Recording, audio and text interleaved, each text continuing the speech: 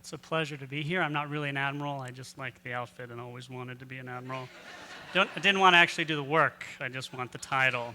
My name is Robert Haas. I'm a rabbi here in Savannah. I've been here a year. And I personally find happiness when I take the tension of life and I use humor to diffuse it. I come from a family that is very tense. My mother was tense. My dad was probably the most tense man you've ever met. I mean, sincerely. He would lock the store. He owned a sporting goods store. And he would drive around the block and then check the lock again, and then drive around again and check, and then he'd drive home, and halfway home he'd turn around and go check the lock again. I remember trying to take driving lessons with this man. It was just like this all day long. I finally said, Dad, you're not teaching me how to drive. So this stress, which I was found in my family, actually went into me. And I was a very stressful person. Let me tell you, I went to college, and I'm 21, 20, I get a terrible ulcer from all the stress. And you think college is not really that stressful, but I was completely stressed out. And that's the type of person I used to be. I remember probably the most stressful moment in my life came during college. I had to give my mom some terrible news, my beautiful mom. I went to my mom, and I'm from McAllen, Texas. I drove down, and I had to tell my mother, her eldest son, and I'm, the firstborn of the whole family, the Haas family. I had to say, Mom, I'm not going to law school. And not only that, I'm going to be an elementary school teacher. That was like taking the dagger and sticking it in the heart. And I love my mom, but to my mom, there are only 4 professions available to me. 1 was, of course, doctor. 2, lawyer. If all else fails, accountant, thank you. And 4th would be, like President of the United States. And I would add one, if I could find a job in which I could have introduced my mother to Barbra Streisand, that would have been okay. I later told her I was going to be a rabbi, which was, better than a teacher, but, it's no real job for a nice Jewish boy, she told me.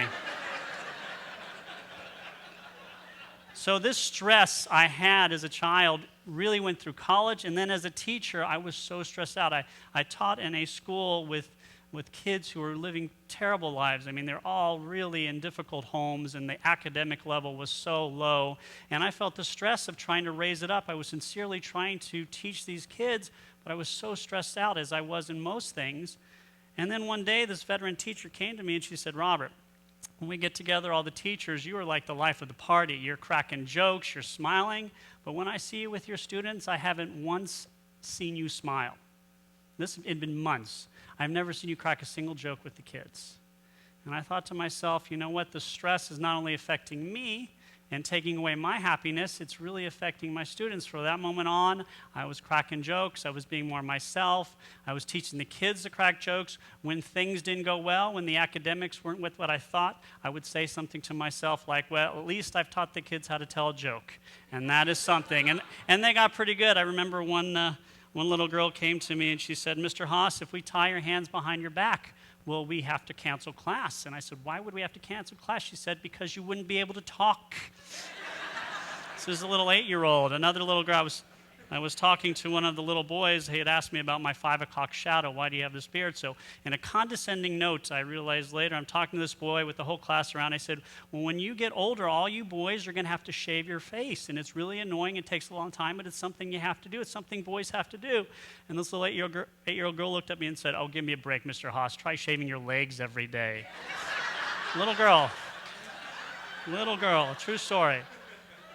So for me, the stress again in my life was very difficult. And people say, well, these were little things. Why are you talking about such little things when it comes to happiness? Well, I'll tell you, as a rabbi, when I speak with people and I hear their problems, most of the problems they tell me are the little things in life.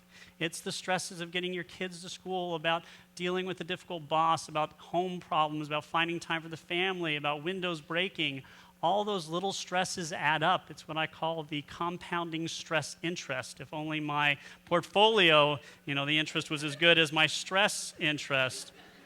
And that's what I see in life. With me, it's the same thing. It's not the big things, it's the little things. It's answering all my emails. It's getting my sermons done on time. It's answering all the messages from my Facebook friends, all 1,400 of them, by the way. Thank you very much. 1,400, I'm not kidding. And so these stresses that I used to feel terribly, now I've found a way to control them, and that is through humor, through jokes. And it has made me such a happy person. You would never know today that I was such a stressed out young man. I was just on vacation in the Czech Republic, and we were about to go to this historic ruined castle. I was very excited. I got an email that someone had bought a $1,000 TV from Amazon with my credit card. Now, when I was younger, I would have flipped out, and that would have been the entire vacation. I mean, 5 years ago when I was 25, that would have been it. Thanks for not laughing, most of you. Thank you. I appreciate it. But when I looked at it, I took a second, I looked at the actual bill, and I said to myself, this thief is a fool. Who would pay $1,000 for that TV? What an idiot. Obviously, thieves aren't the conscientious buyers they used to be way back when. I prayed that he would use my credit card to buy a subscription to Consumer Report, then at least he would steal money and get a decent TV. And this is really how I've made myself a much happier person. It's through this perspective of using humor to get over those difficult times. How many of you have read the Bible? If you're Jewish or Christian, your hand should probably be up. There's light in my face, but I can see you. Now, if you've read the Bible, you know it's not funny. The Bible is serious stuff. However, in Psalms, it does say, he who sits in heaven laughs. So to me, that's it. God wants us to laugh. Everybody heard of Sarah, matriarch of Judaism? She named her firstborn child with Abraham, laughter, Isaac. Isaac means laughter. So as a Jew, as a rabbi, I get inspiration. If God wants us to laugh, then I think I need to laugh. And by the way, don't worry about not reading the Bible for those of you who didn't raise your hands. Heaven is not that great of a place, trust me. Don't worry about it. But I also enjoy seeing how other people do it, because there are people out there who I admire who take stressful situations and turn them around through laughter. I was just unfairly given a ticket the other day, a speeding ticket. It was unfair that the cop was watching while I sped, I personally thought. But it really wasn't my fault. I didn't see the school zone sign, the giant sign with the blinking lights. So I had to spend 3.5 hours in court. I was the last one on the docket. And I tell you, years ago, that would have been my week. I mean, I would have just 3 hours. You weren't allowed to read, not allowed to work. You just had to sit there. And let me tell you, 3.5 hours of the best time of my life, sitting in that court. It was amazing. Let me tell you, the judge was hysterical. Just one joke after the other. And to listen to the people make excuses about why they broke the law was amazing. So creative. And sometimes he'd let them off, sometimes he wouldn't. I was in the men's room talking to the police officer, and I said, you know what? I'm so glad I didn't pay $200 for a ticket to see Robin Williams, because I just paid $200 for a ticket to see this judge, and he's funnier. He was hilarious, and I felt bad. I was the only one laughing. These jokes were, this was prime material. Everyone else is so serious. I'm thinking to myself, this is traffic court. It's not the end of the world, and I'm the only one laughing. And I look at the world today, and I see a lot of us take these little things, these little moments, and they add up, and they kind of ruin our lives. So I say, tell a joke.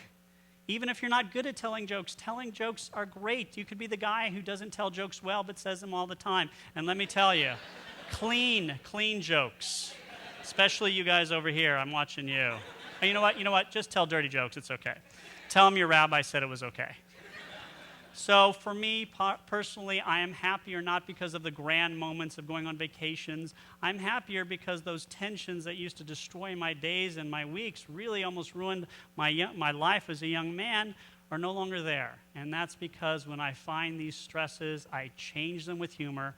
And as a rabbi, I have the privilege of seeing other people do it. I'm going to tell you a story. This woman was having terrible difficulties with her teenage daughter. The daughter would not get up for school, wouldn't get up for breakfast. They were having shouting matches every morning, and this went on for a very long time. And finally, one day, she came to me and said, problem solved. I was like, wow, how'd you do it? Well, she told me she walked into her child's room in the morning in her bathrobe and her little slippers with hair curlers and whatever that face goo is, and she said, we're going to school today. And she went to school with her daughter. And she sat down in class with her daughter all day long. She went to lunch with her daughter sitting like that. She went to cheerleading with her sitting like that. And let me tell you, the daughter was up first thing in the morning and had always done so. This was a wonderful inspiration for me because this woman took humor and really saved the relationship with her daughter in many ways because it was vicious. And that is something I found quite profound. I know Abraham Lincoln used to say, or he said once, "Gentlemen, why do you not laugh? I face all these pressures day and night, and if I did not laugh, I would die." And I think if Abraham Lincoln used laughter to get over the things he had to deal with, then I can get over the things I deal with every day by using laughter. And as a Jew, I can tell you we've gone through a lot of different things in our lives, and Jews have gone through terrible circumstances. And if you read Jewish history, we've always used laughter in the most terrible circumstances. So for me, how I find happiness by using humor to get over the little tensions in life, to get over all those little things that used to drive me crazy. So I hope this was a good bit of Jewish food for thought for all of you guys. And again, have a wonderful weekend, and may it be a happy one for all of you. Thank you.